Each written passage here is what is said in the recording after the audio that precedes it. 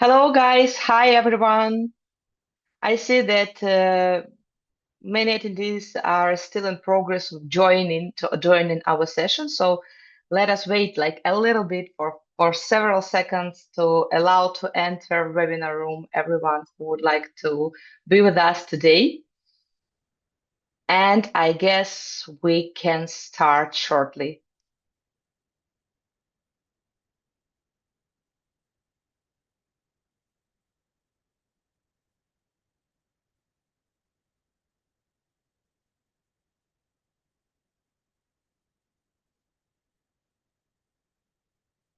Yeah. Okay. All right. So I guess that for those ones who are used to be on time, that should be a benefit that you don't miss anything. And as a gratitude, I guess we should start a little bit right now. And so let me introduce myself first of all. My name is Victoria Abbott. I'm Chief Revenue Officer at Pitch Avatar, and today we are going to talk about AI European Union Act, a very important document, and the companies who is dealing with any AI technologies and offering any AI connected technologies to the clients and users should be aware of it and to get prepared for that. So today, this hour, we will devote to this very important and interesting topic. And first of all, I would like to check out the quality of our connection, of our sound, and I'm just curious, where are you based today? So just share with us in chat. Where are you based today and where you're connected from us today? And that will be a good sign for me that you can hear me very good. You are willing for communication. You are willing to ask your questions. We have prepared for you some polls. And so, yeah, that's very important that yeah, Bristol, Austria, Germany, Portugal, West Ireland. Greetings from Kiev, Romania, Switzerland. Wow, wow. So many Hungary, well, Paris, Sweden. Wow, a lot. So I guess we have a great geography, and I'm very grateful for you guys that you joined, even despite to our time change that our time changed. So due to some circumstances, we had to change. But I guess that we will spend all this time very productively.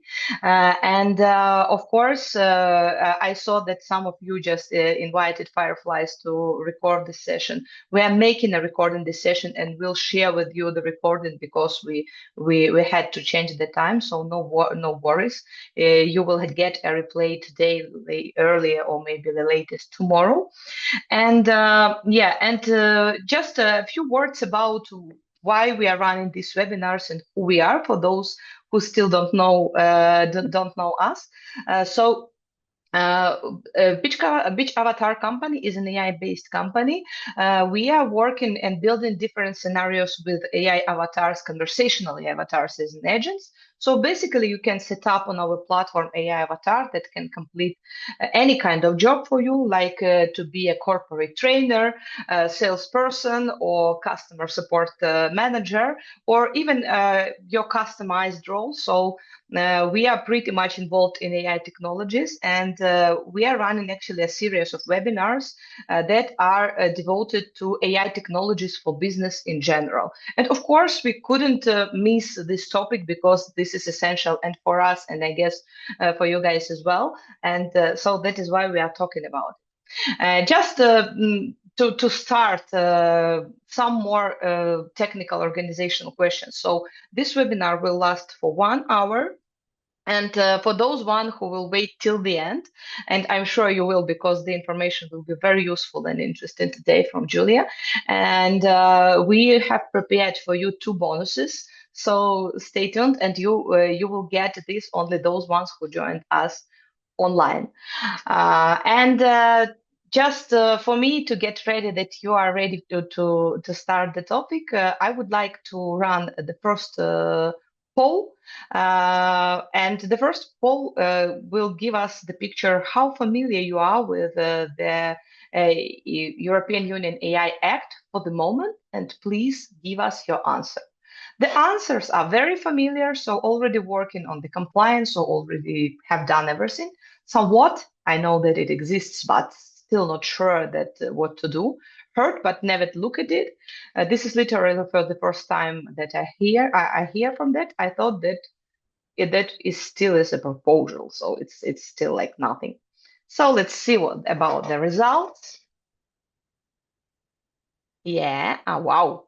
We have some experts today, very familiar, already working on it. And but just I will give some seconds and we'll share with you the results of poll. Uh,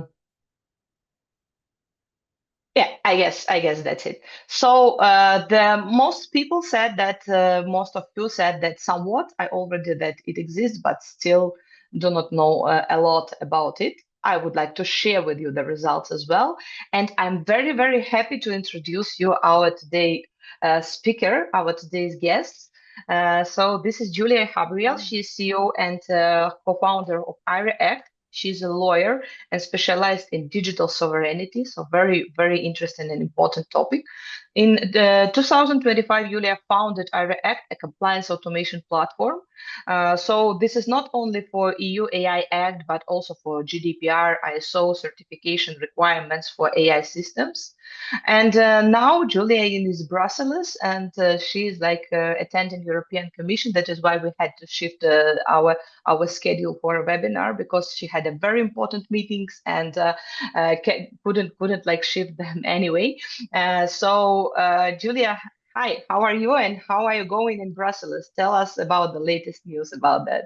Okay, hi everyone. Thank you for joining us. So sorry about all the time changes. Honestly, it's been, last changes were happening last moment, and I had to, reload my schedule every minute. So we are a bunch of startups from all over Europe. We got meetings with policymakers, with MPs, parliament members, and in European Commission, European Parliament, as well as attaches from different countries. My most productive ones were from Estonia, where IREACT is formally incorporated. The discussions were mostly about Regime 28, if you know. This is a simplification and unification of business registration, taxes, employment rules across the European Union. But my topic obviously was European AI Act and adjacent regulations, because this is not the end of the tunnel. We are having a lot of other things ahead of us, unfortunately, and maybe fortunately too, because currently AI, and especially with the influx of all the agents, it's a wild west. And I'm really I understand it's additional headaches and additional work for everyone involved, for us, for you guys, but I think it's the right movement towards making this whole area and this whole layer of our existence a lot more safe, ethical, and predictable, and hopefully useful too. So European Commission is working on this digital omnibus package. So we are expecting changes and regulations that will affect us, include Digital Services Act, Digital Markets Act, Data Act, GDPR, the good one, the old one, we are all familiar with that, e-privacy directive, and AI Act. And there will be additional layers to AI Act when it comes to agents and to cloud services. So a lot of things ahead. Oh, well, thank you for sharing with us the news. And let us start. And please tell us what we, as a business owners, as a business representatives, should know about EU AI Act. I know this is a huge document, and for those ones who already read it, is already a big job has been done. So tell us what should we know about that, and what are the circumstances of the violation of the new regulation. All right. Next slide, please. So, the European AI Act, and we should be, in Europe, we should be proud. It's the very first comprehensive AI law in the world. It's not a framework. It's no longer a proposal. It's been in works since 2024. It's the key deadline for most of us is the 2nd of August this year. This is when the full set of obligations for high-risk AI systems become enforceable. That's like 5 months from today. And the penalties are quite hefty. We are talking about 35 million euros or 7% of your global annual turnover, whichever is higher. Of course, you really need to mess things up badly to get that price tag for your negligence. But still, to put that into perspective, GDPR caps the fines at 4%. So AI Act is much more expensive. The fines are going further. And honestly, the fines are not even the worst thing. The worst thing is losing access to the European market entirely. So if your system does not comply, it can be placed on the market. Full stop. Your hard work is done for nothing. Next slide, please. Thank you. So one of the biggest problem that I have heard, and it's probably the most damaging statement, is that, you know what, I'm just a small startup, I'm outsourcing, I'm not Microsoft, the whole thing, this monster law does not apply to me. And that's very dangerous and misconception, and here's why. Because AI Act does not regulate the company size. It regulates by your role in this whole supply chain, in the food chain. So if you are a provider, it means that you are developing an AI system and place it on European market, you have the full set of obligations, whether you are a team of 2 people working in Kiev or you have 10,000 people in your disposal. Second, if regulators don't come knocking at your door or your email tomorrow, your customers will, and your investors will, and that's another layer. Enterprise buyers across Europe are already adding AI Act compliance into their procurement requirements. So if you cannot demonstrate compliance, your buyers will find someone who will. And simply because you won't make it past the vendor assessment. No compliance, no contract, that's easy. And that's already happening. We have seen it with enterprise clients. People come to us basically after being burned. So, and third one, and this is the one that is catching a lot of founders off guard. And I notice it here in Brussels as a group of like 25 to 30 people from all over Europe. Investors are asking these questions. European institutional investors, including European Innovation Fund, EIC, National Innovation Funds, they are including AI Act readiness in their due diligence criteria. So if you're raising a round or if you are applying for a grant, be ready to show that you have a compliance strategy. It's not a regulatory gap, it's not a headache, it's really a real investment risk, and it's a real risk of not getting the money that you deserve. Thank you. Next slide, please. So let's go through how this whole thing works. It's really simple, really simple. It's a risk-based approach, unlike the rest of similar regulations. Not AI systems are treated by AI Act equally. So at the top, we see unacceptable risk, prohibited systems. These are banned outright. This includes social scoring systems, AI that manipulates vulnerable people like children, real-time biometric identification in public spaces, depends on the context. So if you're building any of these, please stop. The prohibition is already in force since February 25. The next one is high risk, and that's where most of us belong. And that's where most of the regulatory weight is sitting. So if your AI system is operating in domains listed in Annex 3, and we're going to talk about that in a moment, you will need the full compliance package. That includes risk management, technical documentation, human oversight, data governance, conformity assessments, all the works full Monty. Then a limited risk. That's where life is getting easier. You only need transparency, fulfill the transparency obligations. So if you're building, for example, a simple chatbot or generating deepfakes, which I encourage you not to, if you're using emotional recognition, you simply need to tell your users that they are interacting with AI. So light obligations, but they're still real, they exist. And finally, minimal risk, no specific obligation. That includes spam filters, AI in video games, most of the simpler consumer applications. You simply, well, the best practice is still to have some paperwork, some documentation ready, but no specific obligations apply to you. So you can rest assured, you can leave if you want. But I encourage you not to, because if you deploy something new tomorrow and this can place you easily into a higher risk category, then you need to start getting ready for your compliance. And we found that at Ariac, most AI startups, they land either in high risk or limited risk. Very few are actually minimal and very few are actually prohibited. And if they are prohibited, there are ways to slightly pivot your strategy. Unless you are already in the market, then it gets things very complicated. You can pivot the strategy, you can slightly change your product direction. So there are ways to place you at least into higher risk, not prohibited. So next slide, please. Let's see what actually happens when you are in high risk category.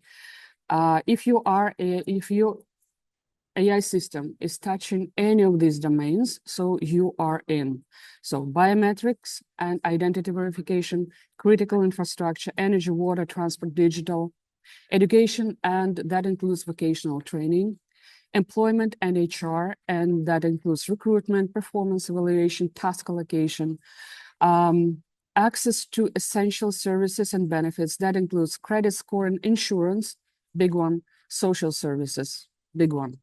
Law enforcement, out of question. Migration and border control, those are serious guys. I don't think you'll mess with them. Administration of justice and democratic processes, big one. That's what European Commission does, and that's why we work with them. So I know that now some of you are thinking, you know, I'm building a simple B2B SaaS tool. None of this applies to me, but look carefully. If your product, for example, helps companies make hiring decisions, then you are in HR, high risk.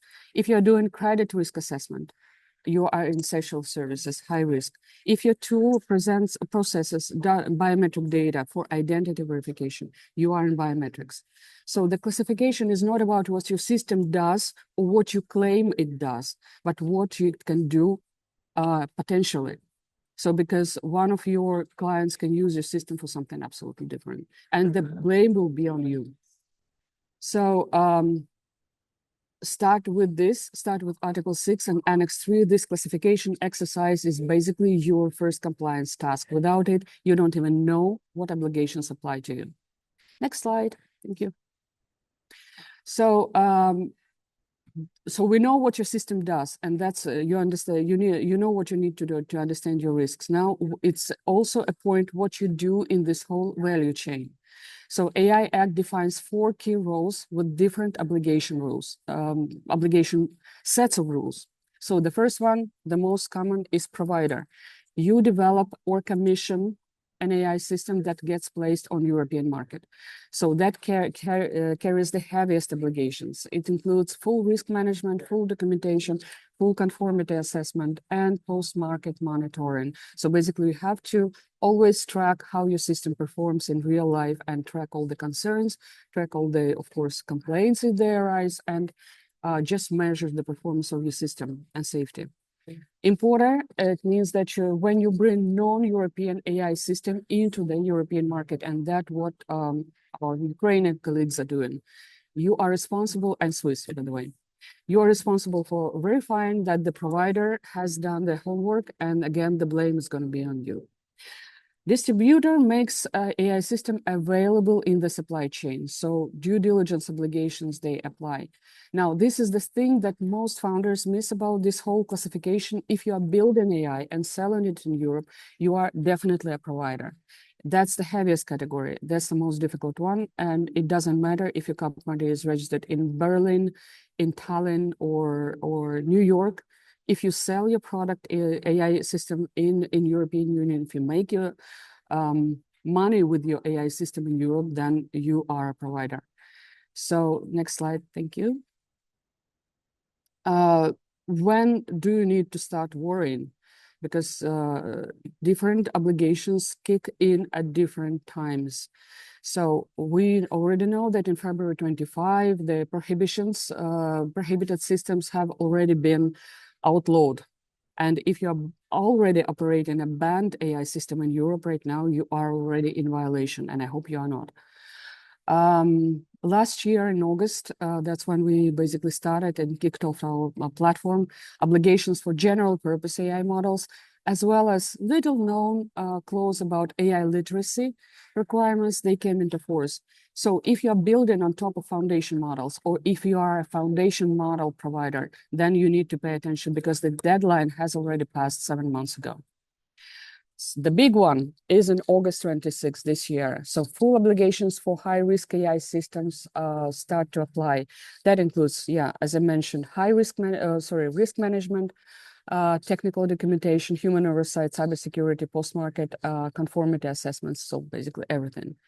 And next year, and that's the deadline postponement that many people were hoping for. Yeah, it will happen, but it only refers to obligations for AI systems that are components of products that are already regulated by other European legislation.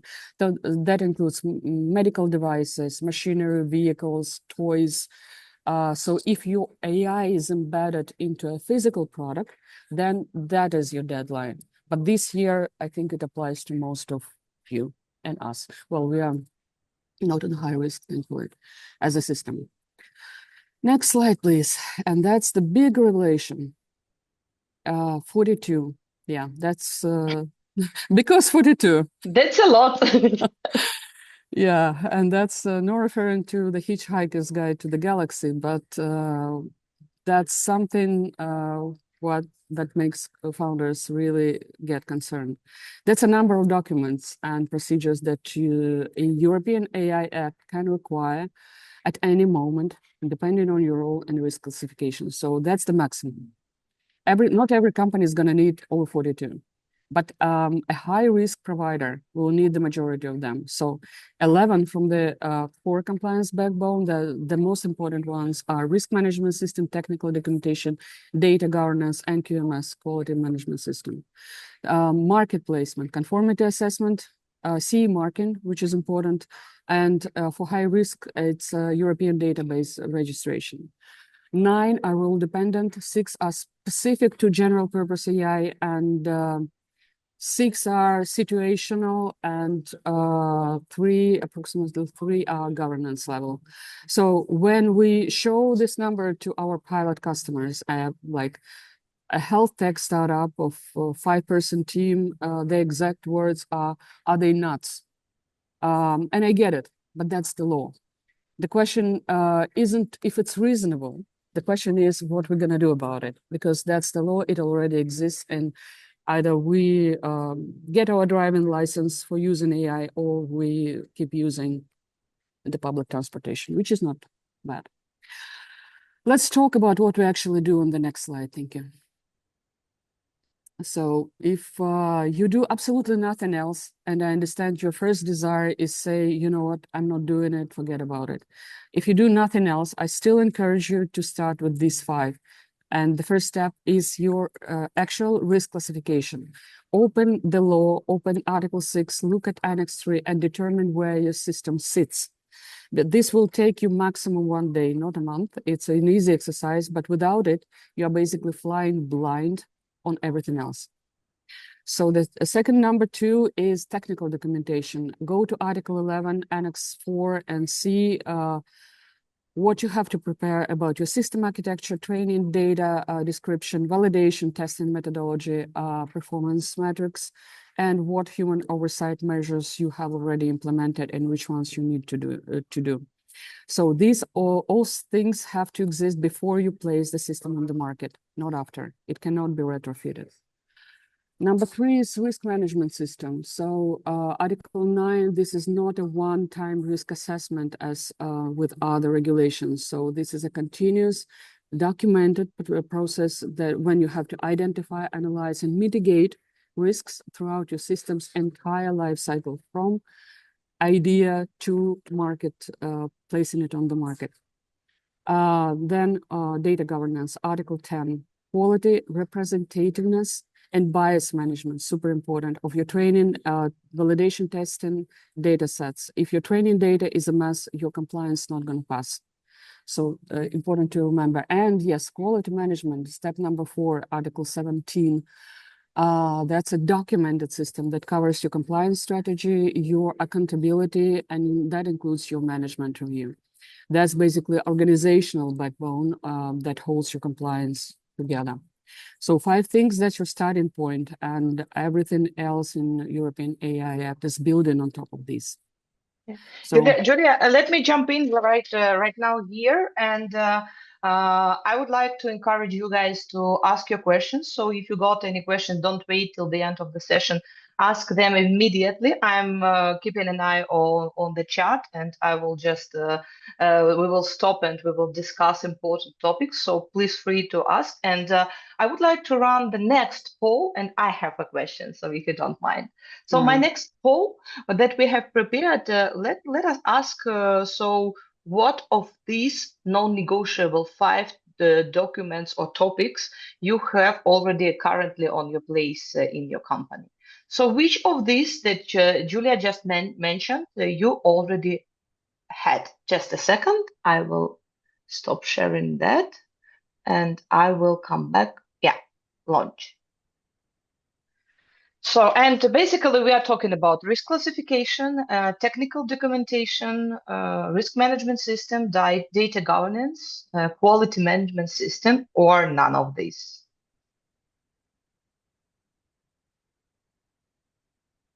Yeah, let's give just a couple more seconds.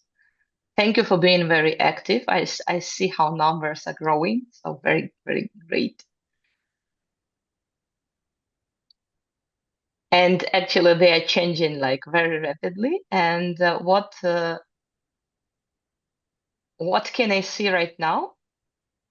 And I would like to share as well with you, just a second, I would like to share with you the results as well. So what can I see for the moment? That the equal part has or none of above mentioned. So we just at the beginning, or quality management system. Yeah, it is. So which is good sign as well.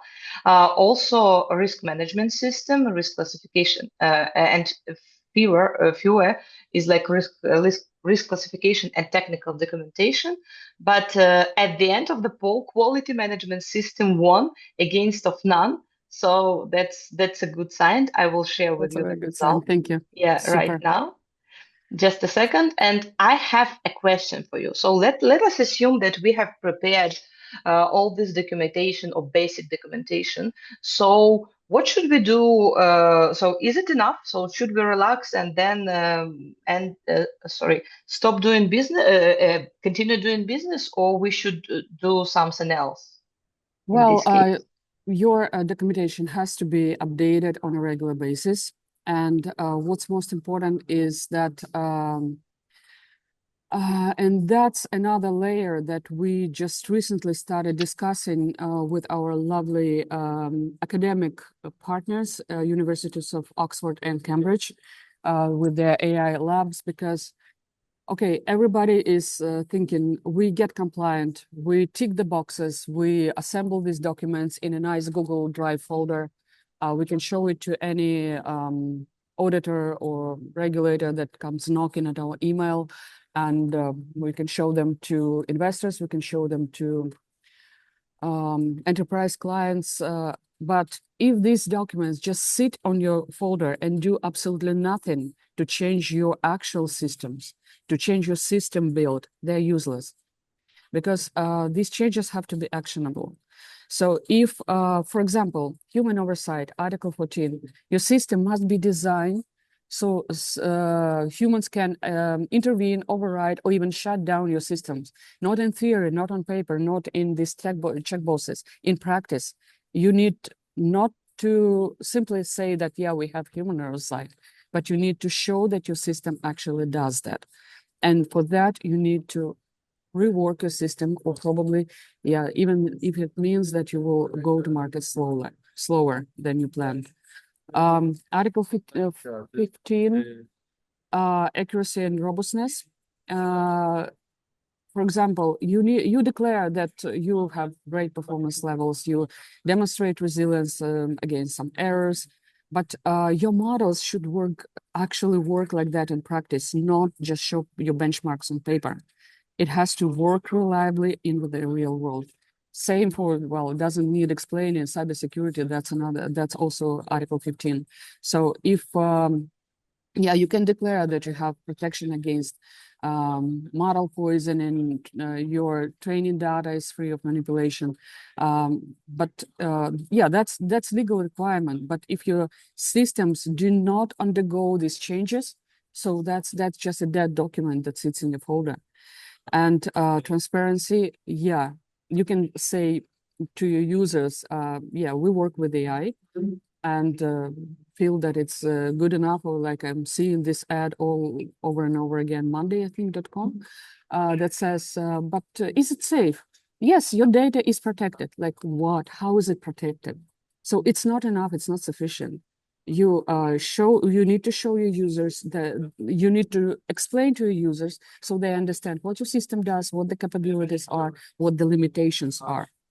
Or you say automated logging. That's what we do actually, in addition to all this. So yeah, you record events for traceability when something go wrong, and eventually something will go wrong, of course.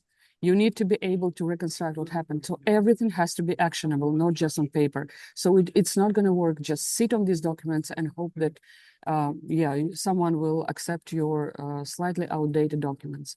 You will actually need to show that you practice what you preach, that your system reflects what you have stated in your document. So it's an ongoing process, and that's exactly what the law is required. The letter of the law is saying continuous compliance. It means that at any moment of time, you need to show that your system is performing as it's supposed to. It's not a one-time project, and that's what the next slide is about. Thank you. So once you put your documentation in order, that's your first step. That's 20% of the work done. Especially when it comes to post-market monitoring, yes, you have to show and systematically monitor your system in real-world conditions, not when you feel like it, but actually continuously. And that's very important because it has gone on really serious changes recently, serious incident reporting. So the law gives you a very tight set of deadlines. If something goes seriously wrong, you have to initially issue a first notification in 2 days. Then you have 10 days for detailed notification, the report to a notified body and to your users as well, and 15 days for the final notification. So you miss this, and that's another violation with its own penalties. So if you do your compliance on spreadsheets, in Google Sheets, or on paper, you're never going to meet those deadlines. Simple as that. Another one, documentation updates. So every substantial modification to your system, and that includes like changing your model, retraining with new data, altering the architecture, deploying something new, you must update the documents. So that means the continuous risk assessment through how your system is evolving. And that's why we're building AREACT on top of this concept of living compliance binder. It's basically a living data room, living folder, because yeah, preparing your documents right at the start is 20% of the work, but keeping them current and audit ready for 5 years, and some documents have a retention period of 10 years. That's 80% of the hard work. And next slide, please. I'm going to give you a very quick overview on the foundation models. Because AI Act has a special set of obligations specifically for GPAI, and they have already kicked in basically. So GPAI model documentation is outlined in Annex 11. So that includes your training methodology, your compute resources, design choices, everything has to be documented. Also, downstream provider information that goes under Annex 12. It's well outlined, but not deeply enough, I think. So basically, you need to give enough information to anyone build on top of your model so they can comply with their own obligations downstream. Training data summary is super important. Article 53, that's a detailed summary of your training data sources and the methodology. It's public facing. It's your obligation to make it public facing and understandable and transparent. Copyright compliance for GPI, that's also for Article 53, you need a policy that identifies and complies with European copyright law. That's another headache, I know. And if your model exceeds the systemic risk threshold, you have additional obligations. So it's important to remember the deadline has already passed in August 25, and that's 7-ish months ago. So you really need to take care if you're working with any of these. Next slide, please. And that's answering the question of one of the questions in the chat. Can we use ISO 42001 instead of AI Act? How they align? Yeah, AI Act does not exist in isolation. It's not in vacuum. And if you're building AI in Europe, you understand that Europe loves bureaucracy. And it means that there are certain and thankfully overlapping regulations that may apply to a system at the same time. So first of all, good old GDPR. If your system processes personal data of European citizens, and let's be honest, it most certainly does, then it applies to you. Digital Services Act. If you provide digital services with algorithmic recommendations in European Union, that's your thing. Cyber Resilience Act. If your product is connected, is a connected digital product, then that's coming in force in 27, so we still have a bit of time. NIS2, if you are anywhere near the critical infrastructure or its supply chain, that's for you. DORA, if you are in financial services, out of question. And there is a new product safety regulation. Everybody is talking about that, probably even more than AI Act. Now it explicitly covers digital products. Previously, it was just about physical. So each of these have its own documentation to security, transparency, reporting. They overlap a lot, which means probably less work for you and for us. But at the same time, it means that the previous patchwork approach, like hiring one consultant for GDPR, another for AI Act, another for CRA, it's going to be very expensive and very non-efficient. So we need to approach compliance as one-stop shop so that you can use one documentation, one evidence base, and reuse it to comply with a bunch of regulations that apply to you. So a practical question, next slide. Who's going to handle it in your company?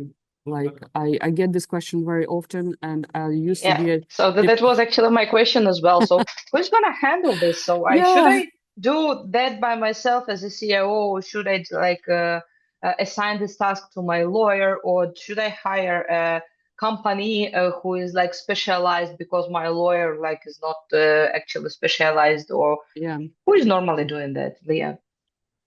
It's not going to work like with the DPO. We all know how very often DPOs were. Sorry, guys, 1 second. Guys, I'm so sorry. You can just put it down. I'm taking two tables instead of one. Right. Sorry. So DPOs were like how they were chosen previously. Anyone who is passing by the CEO's office or desk at the wrong time, they become a DPO. I was a DPO in several companies, and it was really a formal task. Just prepare the policies, and there you are.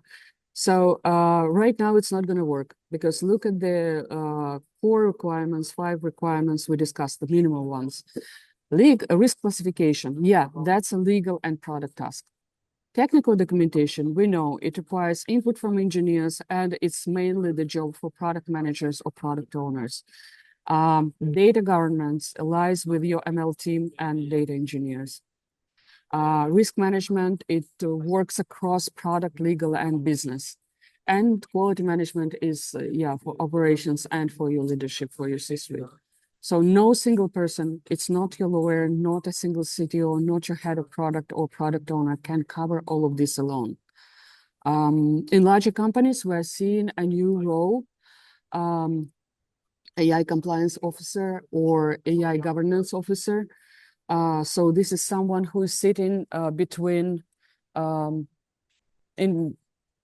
legal and technical, and they coordinate across teams. We in React, we have this great guy. We gave him a job title, a legal engineer.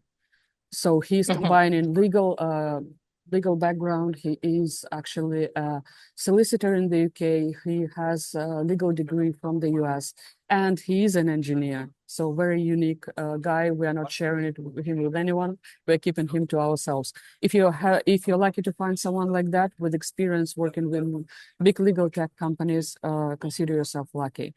Because right now, everyone likes to call themselves an expert in AI Act, but you really have to look at the background. If the person has background in GDPR or ISO 42001 or 27001, then it's possible to use their skills and just, shape them. But they must sit and work with a bunch of teams in your company. So for startups like us and everyone else, I guess, the realistic model is really having this one responsible person internally, could be product, could be legal, could be both, and using external expertise for those specialized bits.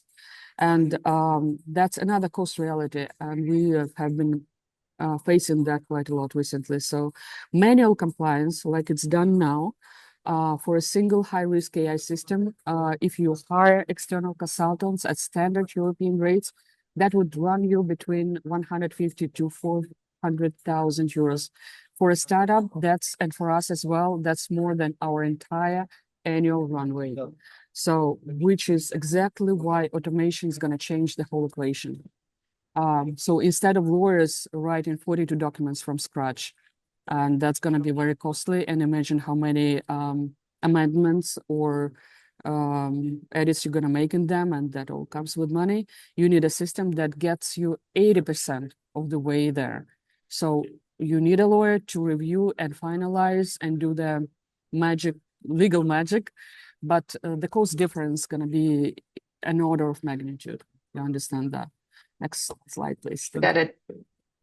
So let's talk not about doom and gloom for a second, and let's flip this whole narrative, because I understand it's all complicated and scary, but I know everyone is tired of like, you must, or you'll get fined, you'll get bankrupt, or all those fines. Let me tell you why you should treat it as a competitive advantage, as an opportunity, not a burden. First of all, the enterprise trust. And our clients are already using it. Because as with GDPR, if you're selling to enterprise customers in Europe, it's going to be a prerequisite in procurement. Companies that can demonstrate AI Act readiness will have a bonus. The ones that cannot get it will get filtered at the vendor assessment stage. So get that badge from us, from someone else. It will really help. Also, investor confidence, and we have faced it ourselves. When we won a grant from European Commission, we got this ethical assessment report, which is now including quite a big chunk of work for AI Act. So all these European funds, institutional investors, anyone who manages public money, and corporate VCs, they will be starting to treat AI Act compliance the way they're treating SOC 2 or ISO 27001. It's the checkbox that basically is opening doors and gets you money. And without it, money is staying out of your reach and the doors getting closed. Eventually, I see that AI Act, you like it or not, and many people don't like it and don't blame them, they will become the GDPR of AI. Brazil is watching, Canada is drafting a similar legislation, UK is aligning. So if you comply with AI Act, that's going to make your life so much easier. You'll be ready for anything that comes in the future. Because you are building products for the world, not for Brussels, to make Brussels happy. And yeah, for many developers, and we are working with developers in outsourcing companies, AI Act compliant or compliant by design is going to become a trust signal. So the same way GDPR compliant, it's used to be a legal obligation. Now it's a competitive badge. AI Act compliance will signal to your customers that you are building a responsible, trustworthy, ethical AI, and that's helping our development partners to win contracts in regulated industries, especially. So it's not about avoiding penalties. It's not about avoiding fines. It's basically becoming someone your competitors will start catching up with, hopefully. Hey, Julia, I'm totally on your side as well because we are traveling a lot and participating with at exhibitions and Yeah. conferences. And the first entrance entry point that our prospects are asking us is like, are you still GDPR compliant? And I believe that since August they will ask, are you AI Act compliant? So yeah, I guess I just can confirm that this is like very important and. It goes without saying, and I can even imagine how it is important even for investors that are already asking. But I Yeah. would like to run one more poll if you don't Sure. mind, and maybe to jump to some questions of the audience because we already got a lot. Keeping in mind what Julia mentioned before, so what is your biggest blocker right now to getting compliant? So please indicate what is your biggest blocker. And I believe that on the next slides, we would give you a light or at least an idea how to start. So we don't know where to start, no budget or head account for compliance. We are not sure which obligations we should have. Our investors still haven't asked yet because it's still not August. We thought we had more time. And by the way, when you mentioned 2027 and said, okay, we still have a lot of time, it was the same when EU AI Act was accepted in 2024, and we thought there is a lot of time, but it's not already anymore. Exactly. Yeah. Yeah. So we are not sure which obligations. Not sure about obligations. It's the most part of companies, and yeah, I believe that that can be the biggest blocker for many companies. So if you could comment about on that, or could suggest how we could help or recommend something, that would be very useful, I guess. So I'm ending the poll, sharing the results with you for a second. Yeah. Yeah, that's what I expected. Yeah, and stop Thanks. sharing. Please go ahead. Please go ahead. So maybe comment. Please comment some on blockers, and yeah, and let's move to the next slide, and then to the questions because we do not have a lot of time right now. Right. Thank you. So, as for the questions, Victoria, if you share those questions with me, whoever was asking, I'm happy to give answers like in async mode later after Okay, the webinar. so But it was yeah, we will share, but we have like still have 10 minutes, I guess. I believe that we will comment on some of them thank you. online. Yeah, absolutely. So, yeah, I'm happy that everyone is on the same page when it comes to the time. So I should say 4 months is not a small amount of time if you do use automation. If you we try to make things as easier for you as possible. I understand that the main question, and the same to everyone I was talking to here in Brussels, was where do we sit in this whole picture? What is our obligations? Where do we belong, and what we should be preparing? So with I think we can skip the next slide. Actually, I want to skip over the 16 and go to 17, and we can share the whole slide with you guys. So you can watch them later. So basically, that's what we are offering everyone. That's our first offer for webinar participants, a free personalized AI compliance strategy for your specific AI system. So you have two ways of doing it. You can go to our website and complete the questionnaire on the website and get your system assessment, risk assessment, and get the recommendations.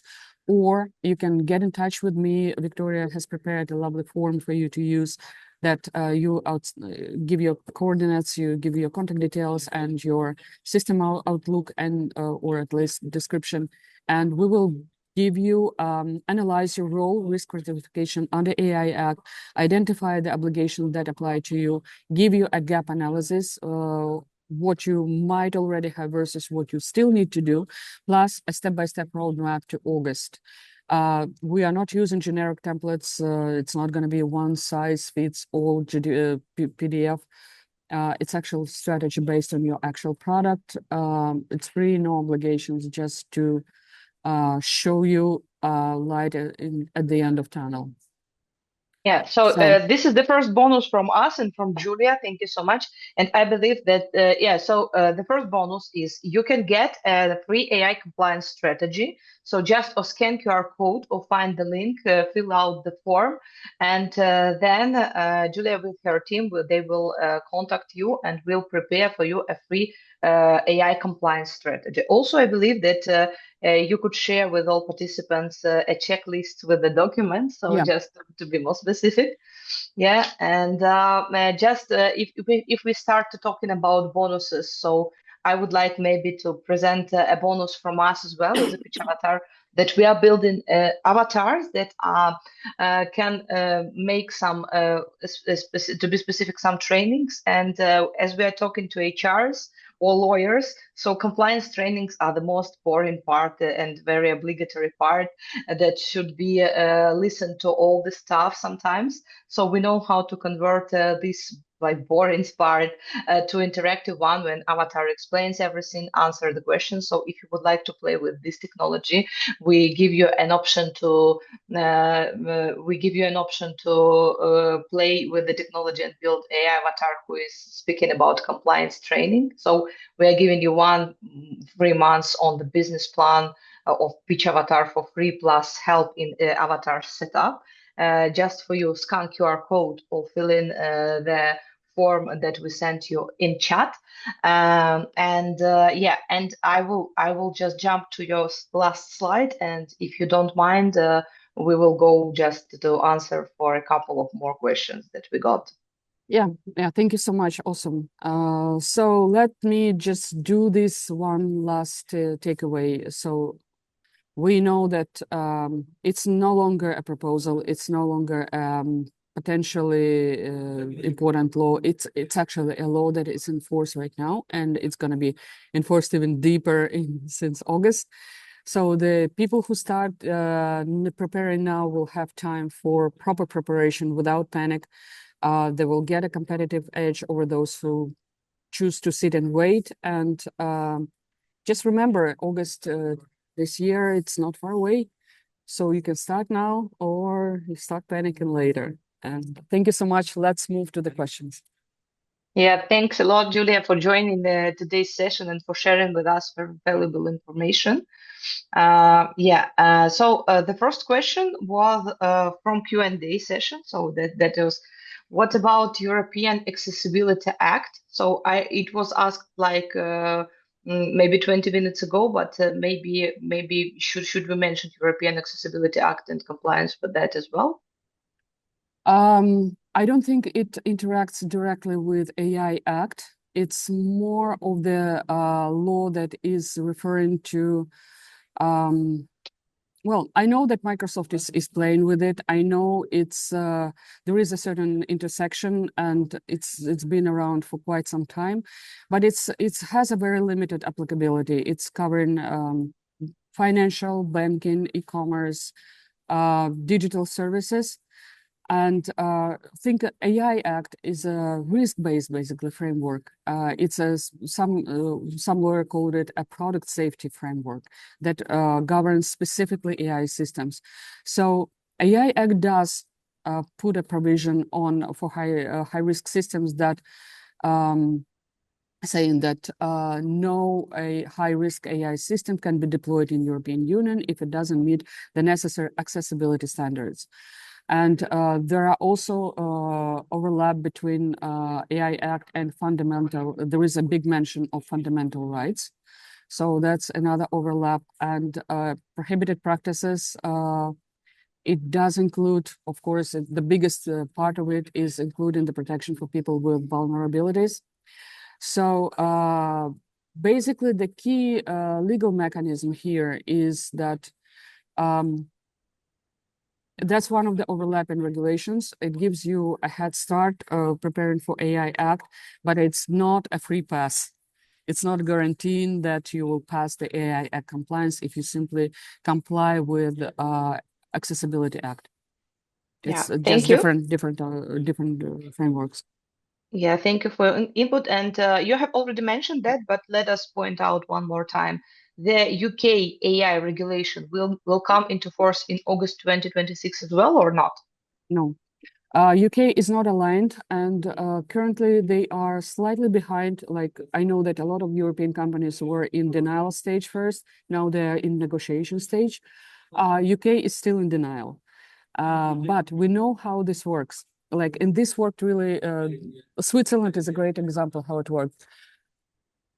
3 months ago, 6 months ago, Switzerland was in full-blown denial mode. We are an island in Europe. Nothing European applies to us. We don't care about AI Act, just go. And now they understood that no AI system is going to exist in a silo. You're not going to sell one AI system inside your little lovely island in the mountains. You need to cooperate with Europe. If you have one client in Europe, you have to comply. And Switzerland is coming back to us, and we are doing two workshops, one workshop in 2 weeks. So basically, we are doing a series in Bern, in Zurich, and Lucerne. So basically, traveling as a circus, doing workshops, and Switzerland is now fully on board with us. But since they are not European Union, and Ukraine is not a European Union, we developed a different workflow again for them, basically offering them to use us as a authorized representative, because according to the Act, you must have an authorized representative in European Union. And for Switzerland, they must go through that route to become compliant. But that just shows, and UK is going to do that as well. Just let them time to come to terms with inevitability of this. If you want to trade with Europe, if you want your AI system to be used in Europe, you have to comply and you have to take measures right now. Yeah, thank you. And there is the question about, very interesting, about education. So we were talking about the action of the AI Act for business, but what about education?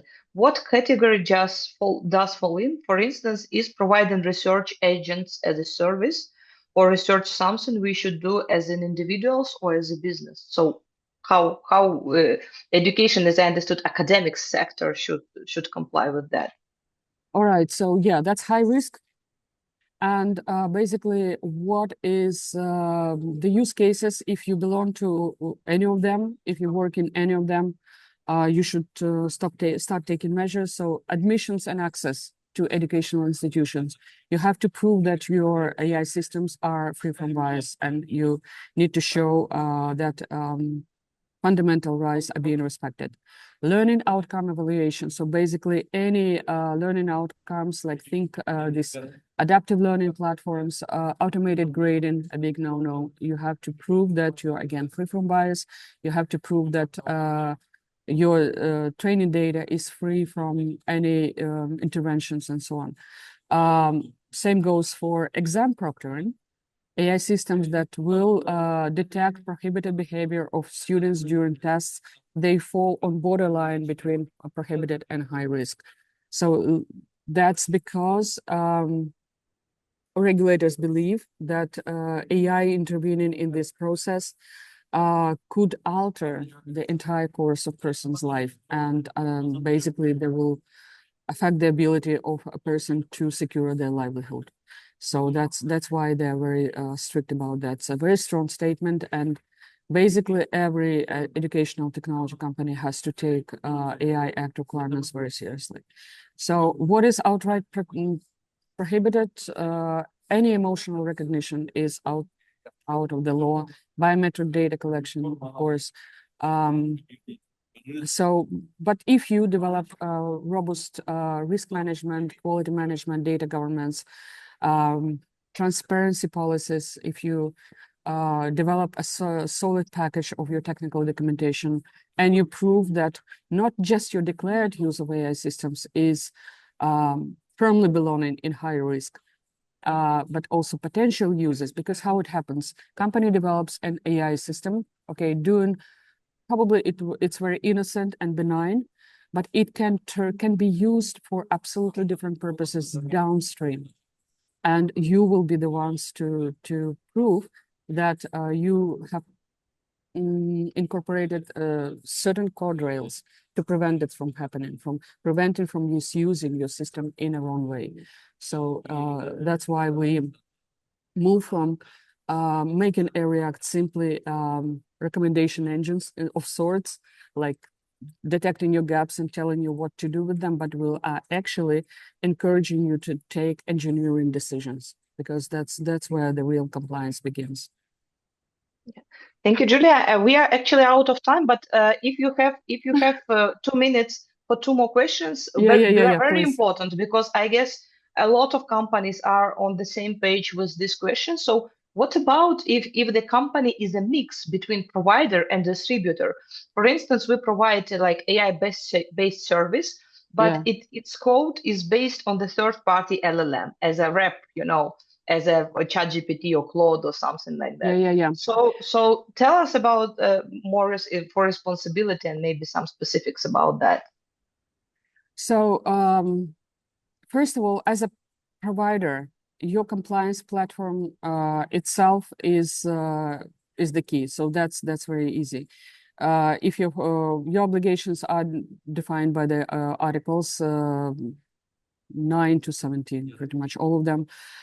If you are a distributor, if you recommend, integrate, bundle third-party AIs or use third-party LLMs, that's you are deployer. So the core business,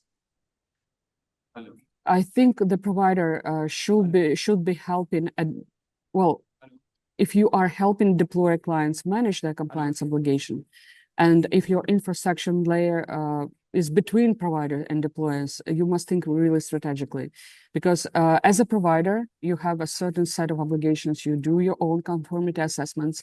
You have to maintain your own technical documentation. It's your responsibility to register in European database. And as a distributor, your obligations are slightly softer. So I think the best way is to take a stricter approach and treat yourself as a provider first. And you will be in a much stronger position if you can basically pass on your compliance status down to distributors. It will be much easier for you to comply with the rest of regulations. Now, if you're using LLM, and I get this question a lot, people ask if they're using third-party LLM in the product, should they request compliance documentation from, say, from Claude? Now, take a look at your product and remove AI from it. Is it still valuable for your clients? If it's still valuable for your users, can they still use your product without AI? If they can use your product without AI, that means AI is just a supplementary feature, and you are most likely in limited or minimal risk. If AI is a core feature of your product, and hopefully you're not, but many companies are simply exquisite wrappers on top of ChatGPT or Claude, then AI is a core foundation of your product, and you must take your own compliance very seriously. You cannot let Claude dictate whether first of all, Claude is an American company, and as well as OpenAI. Exactly, but OpenAI is treating OpenAI is actually on board with AI Act. Anthropic is also. So you are in much better position, but if you are using DeepSeek or Grok, I'm not sure about Grok, and that makes your job much harder. I think you should be treating them, you should be seeking data from them, and you should be doing your own compliance just to be on the safe side. Yeah, yeah. Thank you, and thank you guys for your questions. We still have a lot, but we will resend them to Julia, and she will answer. Just a short question to finish. So, at the beginning, from the day one, from the August, does it mean if my company is not AI compliant, so I just still stop working until I'm No. compliant or not? No. I think it will be safe to assume that if you can show regulators at any point of time that you are working towards achieving compliance, it will put you in a good standing. I still believe, and probably that's my cynical part of me talking, that startups will be much easier targets for these showcase enforcement cases because we are smaller. We don't have as huge legal resources Departments, yeah. and money for court litigation as big guys, OpenAI, Google, whoever is. Meta is not compliant so far, but I think Meta is used to that. We don't have that much money. We don't have that much power, and I suspect we can see a couple of cases when startups, probably not the smallest one, because there will be not enough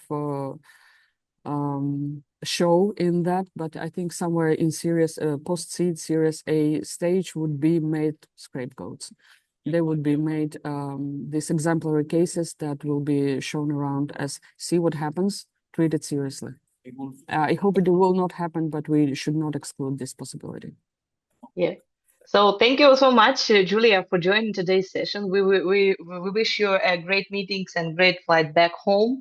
And thank you guys for your a bunch of questions. So I'm just we will forward them to Julia.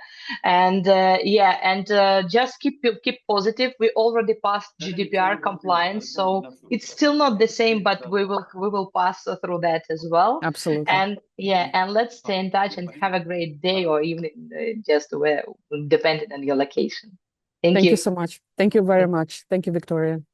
Okay. Bye-bye. Talk to you Bye. later. Bye. Bye.